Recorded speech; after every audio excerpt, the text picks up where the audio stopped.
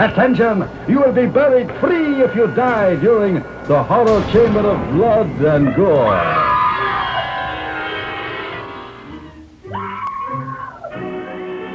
In case you pass out, that's tough.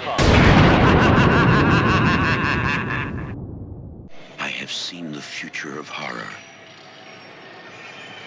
His name is Clive Barker. Imagine a movie so messed up that Stephen King calls you the future of horror. This is Hellraiser from 1987.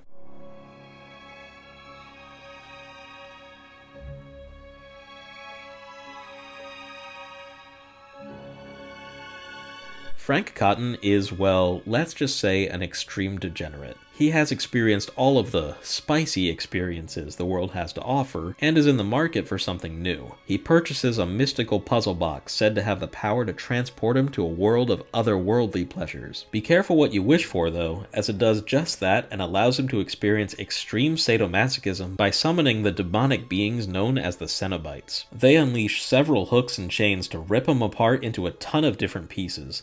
When his brother Larry accidentally cuts himself, Frank is partially revived by the blood. Frank must manipulate Larry's wife into finding more victims to fully come back to life, or he'll be doomed to be part of this realm forever. The blood brought me this far. I need more. Don't feel bad for Frank, though, as he mainly wants to come back to molest his niece, Kirsty. You remember? No! Come to Daddy. Better get him back in that box and return him to the Cenobites. You've grown. You're beautiful. Don't touch me! This movie is an absolute spectacle. It gets right to it and opens with a bloodbath almost immediately, and the movie doesn't stop with impressive effects and gore. One highlight is the rebirth of Frank, which might be one of the straight up coolest effects I've ever seen in a horror movie.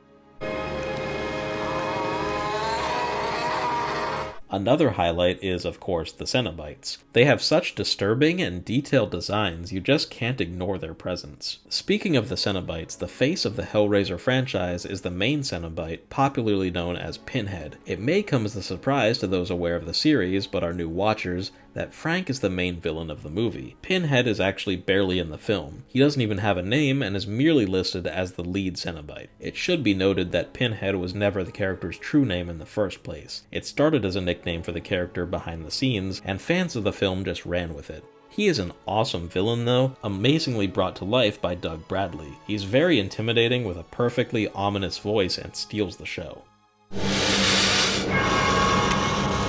We have such sights to show you.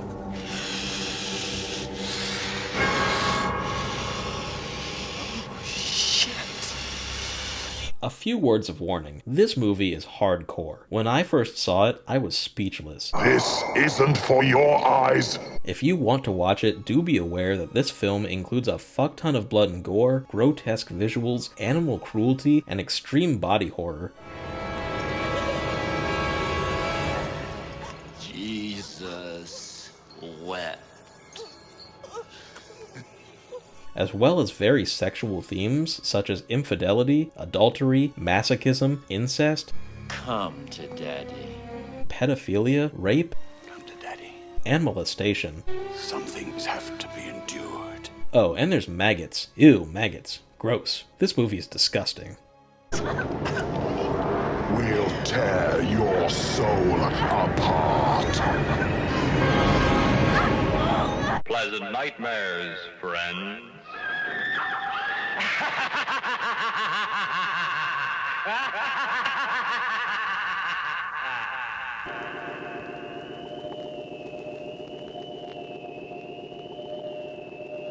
Good midnight to you.